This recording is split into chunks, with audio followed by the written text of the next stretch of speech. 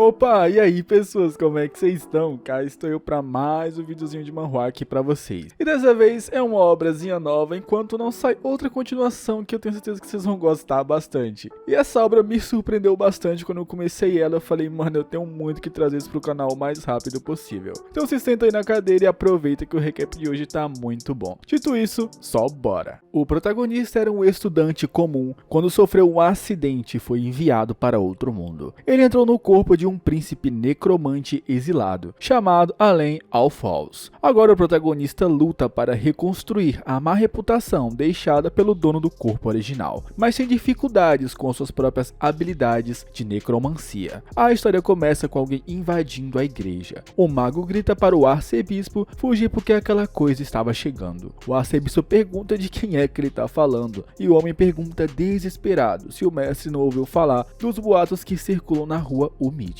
Quem está vindo ali é o assassino dos santos, o necromante Allen Alphonse, também conhecido como o mestre dos demônios. Ele acabou de invadir o vilarejo acompanhado de seus zumbis. O arcebispo olha para o seu discípulo e diz que não tem com que se preocupar. Agora eles têm a melhor ordem sagrada ao lado dele. O mago segura a cabeça de desespero e conta a terrível notícia. Os cavaleiros da ordem sagrada foram transformados em zumbis por Allen. Aquele pequeno demônio está levando os soldados para atacar a igreja. Naquele momento, Allen abre as portas da igreja com magia e os cavaleiros zumbis começam a entrar. O arcebispo e o mago se veem sem saída. De repente, os vidros das portas quebram e todo o local é tomado pelos cadáveres. O arcebispo é capturado pelo próprio líder da ordem sagrada, que infelizmente não conseguiu escapar da magia negra de Allen. O arcebispo pergunta mentalmente como alguém tão novo pode usar magia desse nível. Ele não consegue se livrar dos zumbis e percebe que ali pode ser o seu fim. Mas eles gritam para Allen que não importa o quanto ele tente, pois Deus considerará a salvação da igreja. O necromante pergunta se ele está falando sobre salvação e aponta o cano da espingarda para sua cabeça, dizendo que ele considerará essa tal salvação. O arcebispo sabe que é impossível escapar desse lugar. De repente, a imagem do príncipe Allen vem em sua mente. Por fim, o arcebispo deseja que a bênção de Deus leve Allen ao inferno. Um tiro ecoou após essas palavras. A notícia do ataque do sétimo príncipe se espalhou pela cidade.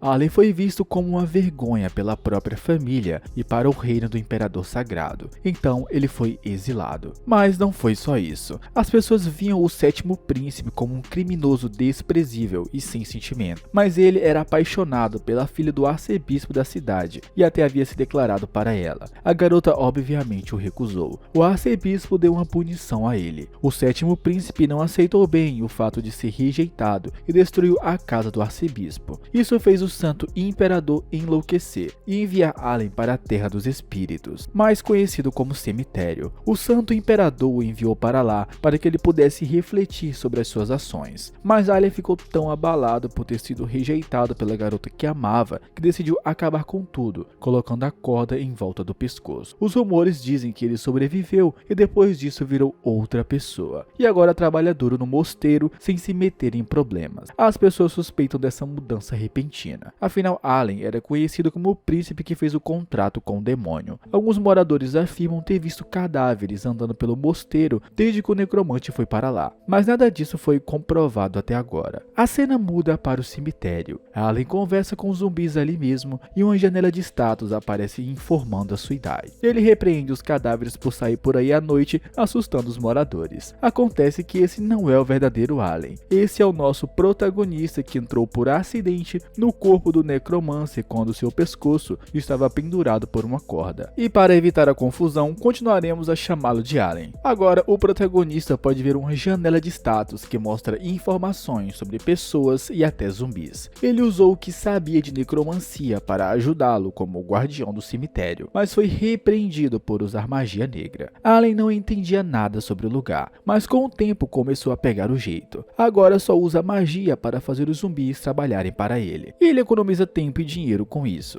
O Protinho até elogia o trabalho e os zumbis ficam felizes, mas infelizmente ele tem que dar a triste notícia de que isso não pode continuar. Os cadáveres começam uma rebelião ali mesmo. Allen pede calma e explica que o motivo é que não quer se meter em mais problemas. A sua primeira vida também não foi fácil e ele queria viver o máximo que conseguisse como Allen. Os zumbis parecem entender. O Proto decide que não vai se livrar deles agora agora e pega uma pá. Os cadáveres levantam o polegar aguardando a ordem. Allen grita que já pode começar o trabalho. A cena muda para dois moradores e um deles escuta o grito do prota. O cara de cabelo preto empurra um carro com dois cadáveres e pede para o colega se apressar. Eles precisam chegar até o príncipe antes que essas coisas virem zumbis. Os moradores saem da vila abandonada em direção ao mosteiro. Eles são observados por alguém que continua na vila e exala uma intensa aura assassina. Alguns minutos depois, o protagonista encontra os homens e pergunta se esses são os últimos cadáveres. O morador de cabelo preto diz que foram os únicos que restaram naquela vila maldita. Não existe mais ninguém lá. O ruivo acrescenta que todos os sobreviventes fugiram e o local ficou abandonado com os cadáveres. Mas ele não veio aqui só para trazer os corpos. Na verdade, ele queria pedir que Allen fosse até o vilarejo. Os homens começam a explicar que se sentem seguros com o príncipe e talvez possam encontrar a origem do problema. O protagonista não quer aceitar inicialmente porque ele não tem tantas habilidades como o Allen verdadeiro, mas os caras continuam implorando pela sua ajuda. Allen não se sente confiante, mas poucos minutos depois ele entra na aldeia disfarçado e armado com uma pá. Os moradores estão ao seu lado tremendo de medo. Allen percebe que existem várias piscinas criadas depois que o sistema de abastecimento de água parou de funcionar. De repente o cara ruivo pergunta se Allen vai lhe dar algum amuleto. O pratinha responde friamente que não. Naquele momento a conversa é interrompida por um rugido. Eles se olham assustados. O prota segura a pá na mão e diz que vai verificar a fonte do barulho. Os caras tentam convencê-lo a voltar, mas Allen não sente medo porque sentiu uma simples presença sem aura assassina. Então pequenos barulhos de roedores chamam a atenção do prota. Ele se aproxima e pensa que é apenas um rato inofensivo, mas o olho do animal fica vermelho e num instante ele convoca seu grupo. Vários ratos aparecem e correm em direção ao protagonista, pensando em mordê-lo. Allen não esperava ter que lutar com ratos zumbis. Ele começa a girar e os ratos saem voando de seu corpo. O pratinha chega facilmente à conclusão que essa praga foi a razão pela qual a vila acabou assim. Os animais são atingidos pela pá que exala magia, e isso mesmo sem Allen os invocar. Ele nota que o que está fazendo parece cruel ao ver os corpos, então tenta explicar que não foi a sua intenção, mas os ratos sobreviventes não querem perdoá-lo e o atacam. Allen acaba caindo perto de uma piscina que se formou após o local ser abandonado. A água era suja e nojenta, mas se torna limpa e brilhante quando a pá que o protagonista carrega entra em contato com a água. Allen não percebe porque ainda está discutindo com os ratos zumbis. De repente a água começa a transbordar e a janela do sistema aparece para dizer que Allen está usando a habilidade, chamado Pântano da Morte. No momento seguinte, uma onda se forma e começa a envolver os ratos enquanto Allen olha assustado. A onda cai e molha todo o lugar. O pratinha se pergunta se ouviu certo sobre a habilidade Pântano da Morte. Nesse momento, os homens chegam até ele perguntando se está tudo bem e contando que encontrou alguns ratos. A atenção deles é imediatamente atraída para o pequeno lago de água suja que agora se transformou em água benta. Nem Allen sabe explicar o que aconteceu, mas todos os ratos zumbis foram purificados ao entrar em contato com a água. Ele diz a si mesmo que parece que a sua habilidade é maior do que controlar zumbis, embora pareça estranho um necromante poder purificar algo. Mas faz sentido já que o corpo de Allen está cheio de poder sagrado, porque ele é neto do Santo Imperador. O pratinha acha que é exatamente por isso que tem habilidade sagrada. Isso também explica do porquê os zumbis do cemitério eram relativamente gentis. O show do protagonista é interrompido quando ele escuta o rugido de novo. Dessa vez uma garota aparece. Os moradores a reconhecem como Charlotte e ficam felizes que tem alguém vivo aqui. O de cabelo preto começa a chamá-la e pergunta onde estão seus pais. De repente Charlotte saca a arma que escondeu atrás das roupas e corre em uma velocidade incrível, passando rapidamente pelos homens para alcançar a sua presa final. Allen segura a pá na frente do rosto e por pouco não é golpeado. O cabo de madeira começa a quebrar e ele empurra a menina para trás. O protagonista percebe que Charlotte ainda não é 100% zumbi por causa das ferramentas que ela usa. A garota começa a rugir e lágrimas rolam em seu rosto. Algumas palavras escapam da boca e o prota escuta ela chamando pelos pais. Ele acaba se distraindo e novamente segura o próximo ataque por pouco. Dessa vez Charlotte quase acerta o seu peito. O cabo da pá começa a tremer e uma luz azul se espalha. Allen percebe que não vai aguentar muito tempo nessa posição e só encontra uma saída. Ele usa a pá contra Charlotte e em seguida a joga na água. Ela tenta sair e Allen continua pressionando seu corpo. A garota grita e então é empurrada para o fundo da piscina. A água cobre todo o seu corpo e Charlotte se acalma. Uma forte luz branca exala do corpo da garota e ela volta ao estado normal. No dia seguinte, os rumores sobre uma garota sendo purificada se espalharam. Isso perturbou a paz do protagonista, que agora está sendo incomodado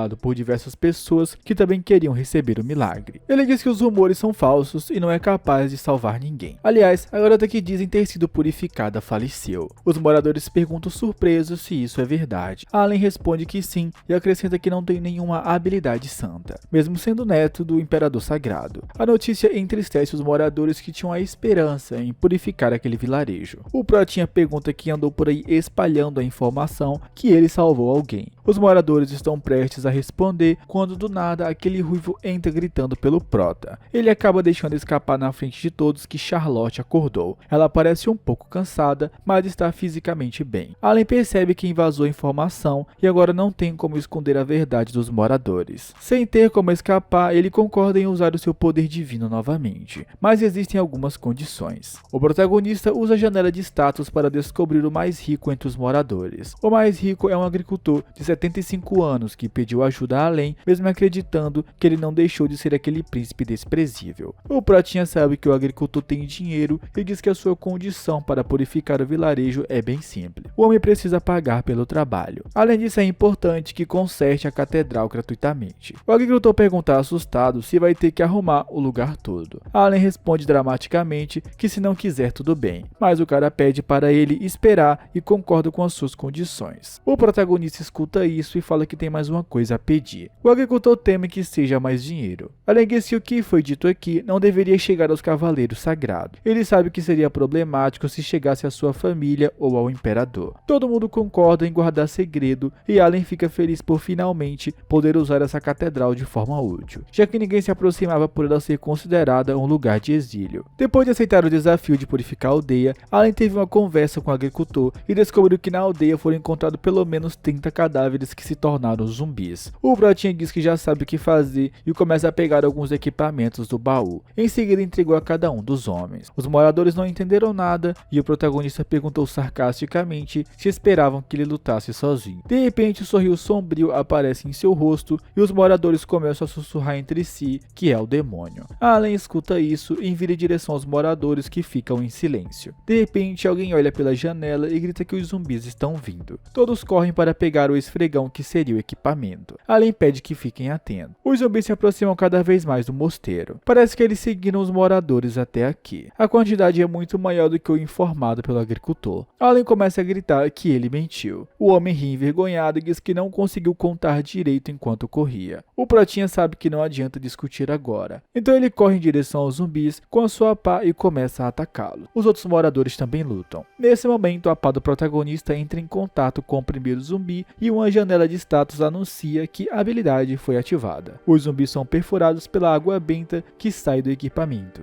É a segunda vez que o Prota usa a habilidade Pântano da Morte. Ele não ficou tão assustado porque já estava acostumado com as habilidades da necromancia. Isso porque antes do protagonista entrar no corpo de Allen, ele era um voluntário em um teste beta de jogos de realidade virtual. Nesse jogo, nosso Protinha escolheu a classe Necromante. A sua vida acabou após sofrer um choque elétrico na cabine. O protagonista perdeu a consciência e quando abriu os olhos já estava no corpo de Allen. A parte boa é que as habilidades do jogo também foram transferidas para o seu novo corpo. A parte ruim é que é difícil de controlar o seu poder divino devido aos conflitos de habilidades. O Prota lembra que toda vez que ele usa uma habilidade, o seu poder divino simplesmente se espalha e ele não consegue controlar a força. Assim como agora que apenas um toque do seu equipamento foi capaz de derrubar vários zumbis ao seu redor. Nesse momento, o protagonista começa a ouvir alguém gritando que não consegue, e é um dos moradores. Ele treme no chão dizendo que sabe que são zumbis, mas não tem coragem de atacar a sua própria esposa. A zumbi se aproxima e ele começa a chorar dizendo que ela era sua amada. No momento seguinte, ela abre a boca, preparada para devorá-lo. O homem é incapaz de reagir e é salvo pelo Prota, que pula sobre a mulher e acerta sua cabeça com a pá. Allen diz com raiva que o homem deve entender que essas pessoas não têm mais os mesmos sentimentos de quando eram vivas. O cara tenta argumentar e é repreendido novamente. Allen grita para olhar para a zumbi. O corpo dela está apodrecendo e a sua alma já perdeu o rumo. Deixa ela viver e apenas causar um sofrimento maior. Então grita para o homem fazer alguma coisa. Nesse momento, a atenção do protagonista é direcionada para um grupo de zumbis que aparece na sua frente. Ele desvia facilmente e outra coisa chama sua atenção. Allen encara algo no ar. A silhueta de uma pessoa começa a cair do céu e ela pousa no chão com toda a força, destruindo tudo ao redor. Charlotte levanta graciosamente e pergunta se Allen está bem. Charlotte vivia feliz com sua mãe e seu pai no vilarejo. As pragas normalmente apareciam no outono e no inverno, mas a sua mãe prometeu que esse ano seria diferente. Um dia Charlotte voltou para casa correndo. Ela queria avisar a mãe que tinha ratos em todos os lugares do vilarejo, mas sua vida mudou no momento em que abriu a porta de casa. Charlotte via sua mãe sendo atacada por um zumbi. As últimas palavras da mulher foi para que a filha fugisse enquanto tinha tempo. Charlotte ficou paralisada e só sabia gritar pelos pais. Ela também viu a mãe se transformar em zumbi na sua frente e tentar atacá-la. Uma perseguição começou e Charlotte teve que golpear os próprios pais. Depois disso, a garota tem poucas lembranças do que aconteceu. Ela lembra que estava toda manchada e sentada no chão de uma casa desconhecida. Depois daquele dia, as pessoas da aldeia ficaram estranhas. Os ratos zumbis passavam por ela e pareciam não vê-la. Charlotte entendeu que as pragas a identificavam como um deles. Isso deixou a garota bastante triste e ela pensou que nunca seria salva. Até que ouviu um barulho na aldeia e encontrou o protagonista. Depois do banho de piscina, sua visão apagava e voltava várias vezes. Ela lembra de alguns momentos onde sentia que o prota queria salvá-la. Depois daquilo, a sua visão ficou escura e quando acordou, já estava fora da aldeia. As lembranças do rosto do prota ficaram marcadas em sua mente. A enfermeira disse a Charlotte que ela foi resgatada pelo príncipe e agora teria que ficar neste quarto até não haver mais zumbis lá. A menina ainda estava muito lúcida e por isso não lembrava quem era o príncipe de que a enfermeira estava falando. Até que ouviu um grito e viu o protagonista pela janela. A enfermeira fala que esse é o príncipe que a salvou. Charlotte se lembra das últimas palavras que disse quando estava na vila antes de perder a consciência e ganha coragem para enfrentar os zumbis agora. Nesse momento, a garota pula pela janela. Foi aí que Allen a viu e ficou paralisado. Charlotte exalava confiança e raiva. O poder de seu soco provou isso. Ela perguntou se o príncipe estava bem. Allen ficou no chão após cair com a força do soco da garota. Poucos minutos depois, vemos uma pilha de zumbis. Allen se pergunta como Charlotte fez isso. Os moradores começaram a elogiar a sua força. O Protinho acredita que essas habilidades podem ser resultados da piscina purificada, mas ele não tem certeza. Ele então vai até os moradores e pede que coloquem Charlotte no chão. Em seguida diz que eles precisavam reconhecer a situação atual e coletar os restos mortais de seus familiares. Allen esclarece que a família precisa de um enterro justo. Os moradores ficam em silêncio reconhecendo as duras palavras. O Prota tenta aliviar a tensão e diz que também ajudará no ritual de limpeza. O ritual é bem simples, é apenas pedir aos falecidos que vão em paz. Dessa forma os espíritos não vagam e finalmente descansam. Allen realiza o ritual. Esse é um dos motivos que o Allen verdadeiro foi exilado e colocado na Terra dos Espíritos. Tem uma grande chance de zumbis surgirem naturalmente, apesar de já ter se acostumado com isso. Algo ainda não fazia sentido em sua cabeça. O protagonista percebe que ultimamente tem muitas aldeias sendo danificadas tão rapidamente e de uma só vez. Ele tem uma ideia pensando nisso e vai falar com o agricultor. Allen pergunta se houve alguma coisa estranha na aldeia antes da onda de zumbis. O homem respondeu que não. As pragas apareceram há cerca de um mês. Allen sabe que é normal as pragas aparecerem nessa época do ano, então ele presume que isso é coisa de necromante. Os moradores gritam perguntando se ele acha que é um mago negro. Allen fica com raiva de si mesmo por pensar em voz alta. Ele cobre os ouvidos para não ser incomodado. Na verdade, tudo isso era apenas uma teoria. Allen entende que se estiver certo, o necromante que controlou os zumbis tem que estar por perto. Mas tem muitos moradores aqui e vai ser difícil encontrar essa pessoa. Então o Protinha decide descansar e pensar nisso depois. Ele se despede dos aldeões e volta para o quarto do mosteiro. O garoto finalmente deita na cama depois de um longo dia cansativo. No dia seguinte, o Protinha é acordado com gritos. Ele se levanta rapidamente e ouve alguém dizendo que uma pessoa foi atacada por um zumbi. E não só isso, os zumbis sequestraram uma moradora. Allen pergunta se isso é sério e o aldeão responde que viu com os próprios olhos. Aqueles malditos aproveitaram a oportunidade quando todos foram dormir depois de trabalhar a noite toda. O cara lembra que estava muito cansado quando escutou alguns gritos e viu o zumbi carregando Morian. O protagonista pergunta confuso que é Morian e o aldeão responde que é a jovem que trabalha com as ervas. Ela também ajuda a tratar pessoas feridas na aldeia. Allen parece não conhecer a garota, mas então o aldeão lembra que foi Morian quem o rejeitou. Os homens começam a contar como o protagonista foi rejeitado, mas ele diz que já entendeu e podem calar a boca. Allen percebe que o dono do corpo original tem muitas histórias vergonhosas. Nesse momento, o aldeão diz que um grupo já foi formado para buscá-la. Allen percebe que esses caras são muito proativos quando se trata de uma garota bonita, mas ele também está interessado em achar a garota. Afinal, é a primeira vez que vê um zumbi sequestrar um humano. Então Allen pergunta se alguém sabe como rastreá-la. O aldeão responde que na sua aldeia tem um Sr. Hans. É um caçador que conhece toda a região. Allen pede para chamar Hans e imediatamente ele concorda. Sua atenção logo é atraída para Charlotte, que está parada igual um manequim. Allen se aproxima e ela não tem nenhuma reação. Ele presume que a garota guarda algum rancor por ele tê-la jogada na piscina daquela daquela vez. Charlotte apenas fica em silêncio enquanto os aldeões correm para chamar o caçador. Um pouco mais tarde, o caçador Hans informa ao grupo que os zumbis andam arrastando os pés, por isso é mais fácil encontrar os seus rastros. Eles chegam à caverna e o protagonista tem certeza que Morian está por aqui, então agradece a Hans pela ajuda. Allen ficou surpreso com a perfeita percepção de Hans. A caverna está cheia de energia demoníaca sinistra que só ele pode sentir, mas Hans foi capaz de encontrar o lugar sem a ajuda de magia. Agora Allen lida com um grande dilema. A energia demoníaca é muito forte e ele teme que este lugar seja a fonte da praga. O Protinha também não descarta a opção de ter um necromante por trás dessa história. Ele não pensa em entrar e diz que é melhor simplesmente incendiar esse lugar. Os moradores acham que é exagero, mas Allen explica que é provável que todo lugar esteja contaminado por zumbis. Eles correm riscos de virarem janta se entrarem para salvar aquela mulher. O aldeão pergunta como eles vão fazer para salvar Morian então. Allen acha que a melhor alternativa agora é voltar e se preparar adequadamente. Depois eles podem voltar, mesmo que Morian não sobreviva nesse meio tempo. De repente a conversa é interrompida por um rugido que vem de dentro da caverna. Allen olha para trás e no mesmo momento um urso ataca. Líquido vermelho respinga para todo lado. Os moradores olham assustados o protagonista ser atacado. Allen desviou por pouco o rosto e recebeu uma mordida no ombro. Os moradores abandonaram o protagonista e correram. Ele foi levado pelo urso para dentro da caverna e em seguida arremessado de um penhasco. O Pratinha rapidamente levanta a pá em direção ao urso e a habilidade Pântano da Morte é ativada. A água benta envolve o urso enquanto Allen segura o braço de dor. Ele toca o ombro machucado e a ferida é rapidamente curada. Allen percebe que o seu poder divino sempre aparece quando ele está chegando no fundo do poço. É conveniente ter uma habilidade revertida assim. A janela de status dá algumas informações sobre o urso. O seu nome é Rei da Gula e tem uma enorme concentração de poder em morder e esmagar. Além disso, seu estado foi aprimorado pela necromancia. O protagonista agora entende do porquê a sua água benta não fez nem cócegas. O urso foi aprimorado pela necromancia, mas será pior ainda ele ainda estiver sendo controlado por um necromante. Allen nem sabe por onde começar. O urso não lhe dá tempo para pensar e corre para atacá-lo. O protagonista o evita por pouco. De repente ele vê uma luz vermelha acima do Rei da Gula. No momento seguinte, Charlotte pula no urso e pressiona uma adaga no seu olho. Ela fica sem expressão no rosto enquanto o monstro aprimorado grita. O protagonista observa a garota e se pergunta se ela o seguiu até aqui. Isso não importa agora e Allen grita para ela pegar esse maldito. Charlotte se distrai e é arremessada pelo urso. O Rei da Gula tenta esmagar a sua cabeça com a pata e ela desvia. Ele então tenta morder, mas Charlotte usa a adaga para atingi-lo na garganta. O urso tenta fechar a boca mesmo sendo atingido, porque quer arrancar a mão de Charlotte. Ela percebe isso e retira a adaga da boca dele. Logo em seguida, uma luz azul atinge o urso e ele é lançado em uma parede de pedra. Charlotte olha chocada, tentando entender o que aconteceu. O protagonista se aproxima e agradece a ela por ganhar tempo. Isso até ele conseguir usar as suas habilidades. A garota começa a gaguejar dizendo que também tem que agradecer. Ela olha para a mão em sua frente e quando vai segurar, percebe que algo está errado. A garota fica confusa se perguntando se o príncipe Allen virou um zumbi. Naquele momento, os cadáveres começam a sair do chão. O Protinha se aproxima de Charlotte e um sorriso abre em seu rosto quando ele percebe que estava certo. Os zumbis não param de sair do chão. O protagonista começa a controlar os cadáveres para acabar com o urso, que rapidamente é mordido em várias partes do corpo. O urso aprimorado tenta reagir e até arremessa alguns zumbis, mas existem muitos deles e o monstro é novamente cercado. O protagonista e a garota assistem a cena. Todos esses zumbis foram vítimas do urso e por isso Allen foi capaz de invocá-los aqui. Agora ele está pagando por seus pecados. De repente, o urso caminha até o protagonista e chega perto de seu rosto. Charlotte agiu rapidamente, atingindo a cabeça dele com a adaga. O urso caiu no chão e no mesmo momento, o Pratinha começou a se sentir fraco. Charlotte pergunta se está tudo bem e ele responde que exagerou no poder divino. Ela apoia Allen no ombro porque ele não consegue andar sozinho. O Prota diz à garota que hoje acabou mostrando todo o seu poder a ela, mas ele deseja viver tranquilamente como um exilado e por isso pede que Charlotte mantenha seu poder em segredo. O protagonista parece encantador do ponto de vista da garota. Na realidade, o garoto está passando mal sem forças nenhuma. Charlotte responde que vai ajudá-lo porque ele é o seu salva-vidas. Allen pergunta surpreso do porquê ela acha isso. A conversa é interrompida por alguns moradores que foram resgatá-los. O aldeão se aproxima com a tocha de fogo e cordas. Ele também trouxe os equipamentos que Allen pediu para explorar a caverna. Os moradores começam a descer pela corda. O aldeão logo vê o urso e pergunta entusiasmado quem fez isso. Ele sabe que aquele urso é conhecido como letal e o número de vítimas dele é incontável. Charlotte fica relutante em responder quem foi que eliminou o urso. O prota rapidamente intervém na conversa e diz que acha que tem um necromante nessa caverna. Charlotte parece curiosa. Allen diz que a sua teoria é que o necromante tentou transformar essa caverna em sua base e destruiu o urso que já morava aqui. Os moradores falam entre si que essa teoria faz muito sentido. Por outro lado, o prota tem quase certeza que aquela mulher chamada Morian já virou um cadáver também. O necromante por trás disso deve estar bem escondido. Nesse momento, o aldeão pergunta o que devem fazer e o protagonista diz que eles continuarão. O cara percebe o estado de saúde de Allen e pergunta se tem certeza. O protagonista, com aquele sorriso assustador de sempre, responde que precisa ver com seus próprios olhos o quão bom esse necromante é. Os moradores estão de acordo e começam a se aventurar na caverna. O silêncio paira sobre o local. Os garotos andam cautelosamente para não fazer barulho. O aldeão olha para o lado e sussurra o nome do prota. Ele encontrou Morian amarrada e perto dos pés dela há algumas folhas com um símbolo de magia. O grupo se aproxima e o protagonista percebe que a garota ainda está viva. Ele não entende do porquê o necromante deixaria ela viva. De repente, uma ideia surge na cabeça do prota e ele tem quase certeza de quem está por trás disso tudo. Seus pensamentos são interrompidos quando Morian o chama. Ela olha para ele com os olhos marejados e pergunta se o príncipe veio aqui para salvá-la. Allen, como um bom cavaleiro gentil, bateu no rosto da garota com todas as forças. Ela caiu no chão tossindo líquido vermelho, enquanto os moradores olharam assustados. O silêncio toma conta do local. Além de sem nenhum traço de emoção no rosto, que deveria ter acertado Morian com o lado mais afiado da pá. Os moradores correm até a garota e o aldeão pergunta ao protagonista o que há de errado. Allen foi capaz de descobrir, usando a janela de sistema, que essa não é a Morian de verdade. Na realidade, é uma necromante chamada Morgana, de 63 anos de idade. Ela usou magia para se passar por Morian. Nesse momento, a garota, ainda com um disfarce, pergunta do porquê o protagonista fez isso. Ele diz que ela não deve se fazer de desentendida. Em seguida, informa a todos no local que ela é a necromante. Os aldeões ficam surpresos porque até agora pensou que ela era apenas uma vítima. Allen acrescenta que o nome dela e até a idade é tudo mentira. A garota começa a gritar que foi trazida até aqui e está sendo feita de refém por um necromante. O protagonista decide jogar o seu jogo e diz que as pessoas só vão acreditar nela se ela beber um pouco de água benta. Água benta é um veneno para necromantes, mas é o melhor remédio para o humano. A garota tenta algumas desculpas dizendo que isso é precioso demais para gastar assim. Allen chega perto dela e manda ela tomar a bebida. Naquele momento, a mulher vê todo o seu plano ser descoberto. Durante um ano inteiro, ninguém da aldeia suspeitou que ela não era Morian de verdade. Então ela não entende como um príncipe qualquer pôde descobrir isso. A mulher continua pensando quando o protagonista pergunta com raiva se ela não vai beber. Ele reclamou dela recusar a ajuda do príncipe. De repente, aquela mulher começa a se transformar em uma idosa e ela diz que pensou em se livrar dele durante a contaminação. Morgana usa magia para arremessar a garrafa de água benta para longe. Algumas mãos saem do chão, enquanto a necromante diz que manteve o protagonista vivo o maior tempo possível. Mas então ele invadiu seu território. Nesse momento, os esqueletos que ela convocou começam a ir em direção ao prota e aos moradores, mas logo são acertados na cabeça com a pá de água benta. Allen reclama que essa mulher está agindo arrogantemente como se fosse importante. De repente, a necromante Morgana sente uma aura assassina vindo de cima e não tem tempo de reagir. Charlotte pula em cima dela e mira a adaga em sua cabeça. Allen agradece a garota e enterra os esqueletos de volta no chão.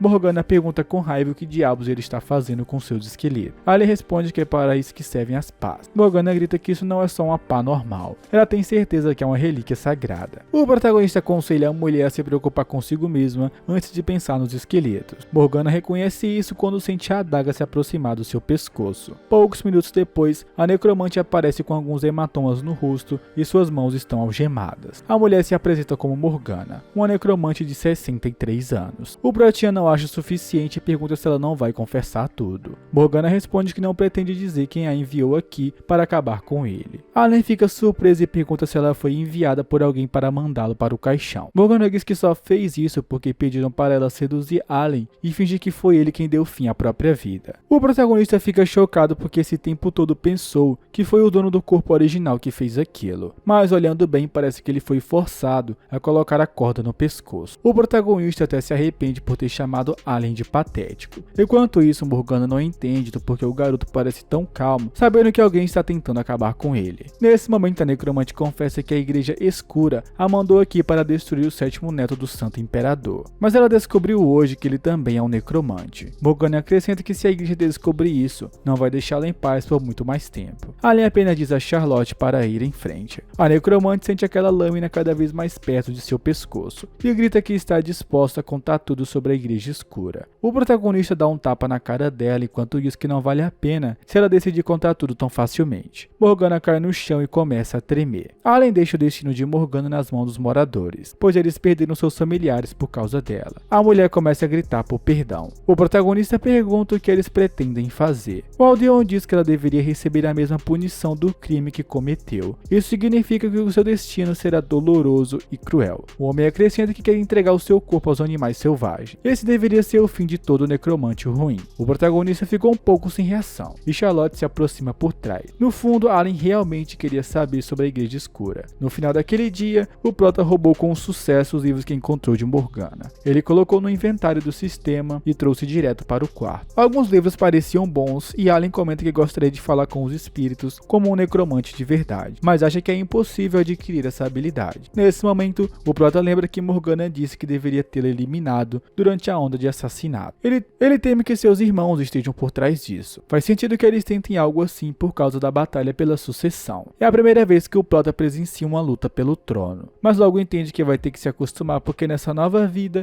ele é membro da família real. Isso causa uma preocupação no garoto e ele pensa que talvez seria melhor contratar alguns mercenários para cuidar de sua segurança. Enquanto o Pratinha pensa, Charlotte fica sentada silenciosamente em um dos bancos. Ela percebe a preocupação do príncipe e também teme que ele seja assassinado pelos próprios irmãos. Charlotte sabe que as pessoas costumavam achar Alien um cara desprezível, mas ela viu com seus próprios olhos que ele mudou e salvou muitas pessoas sozinho, principalmente nesse incidente. Ele até realizou funerais para aqueles que faleceram. Charlotte também lembra que Alien cuidou dos cadáveres de seus pais. Isso deixou a garota ainda mais emocionada e ela reconheceu o protagonista como seu único salvador. Charlotte pensou em uma maneira de agradecer e chegou à conclusão que por agora o melhor a fazer é apenas segui-lo, para ter certeza de que nada vai acontecer com ele. Nesse momento, Charlotte percebe um livro na mesa chamado Guia de Espadachim Imperial. Ela tem certeza que é coisa do destino, então pega o livro e diz que está disposta a se tornar ainda mais forte para proteger o príncipe. Enquanto isso, Alien fica focado em descrever na janela como foi o dia de ontem, e depois ele volta a ler os livros que conseguiu roubar de Morgana. Um deles é sobre a evolução dos zumbis. Os corpos dos zumbis se decompõem e eles se tornam esqueletos. Se conseguirem manter seus corpos intactos, eles evoluem para suas versões mais poderosas, de um fantasma ou um Dullahan, e até mesmo de um Dullahan a um vampiro. As evoluções os tornam consequentemente mais inteligentes e poderosos. O livro também explica que os zumbis necessitam da mana para evoluir mais rapidamente. O destino deles é chamado da Terra dos Espíritos, mas antes de chegar lá eles terão que ir para a Terra, que é mais escura e fria, para o corpo não se deteriorar com calor. Quando chega o inverno, é o melhor período para esses zumbis encontrarem a Terra dos Espíritos. O livro também diz que o dia 25 de dezembro é marcado como o dia da onda de assassinatos, pois foi o dia em que o rei dos zumbis chamado Amon foi assassinado. É nesse dia que o maior número de zumbis busca a Terra dos Espíritos para recuperar as suas vidas. O prota percebe que falta poucos dias para a onda de assassinato. A necromante falou sobre destruí-lo nesse período. Felizmente ela foi atacada antes e agora o prota sabe qual é o plano. De repente Charlotte o tira de seus pensamentos e pede permissão para guardar o livro. Ele concorda e entrega. A garota se afasta e o prota observa que Charlotte vem à igreja todos os dias, mesmo sem ele pedir. Ela faz a limpeza dos cemitérios e até prepara as refeições sem receber nenhuma remuneração. O prota acha que a garota vai embora quando sentir que agradeceu o suficiente. Além disso, ela foi adotada por Grill e agora tem uma casa para voltar. Alien fica feliz por tudo ter dado certo. De repente, a porta da igreja se abre com um barulho alto. Na porta aparecem alguns cavaleiros. Alien se assusta com a visita inesperada e pergunta o que aconteceu.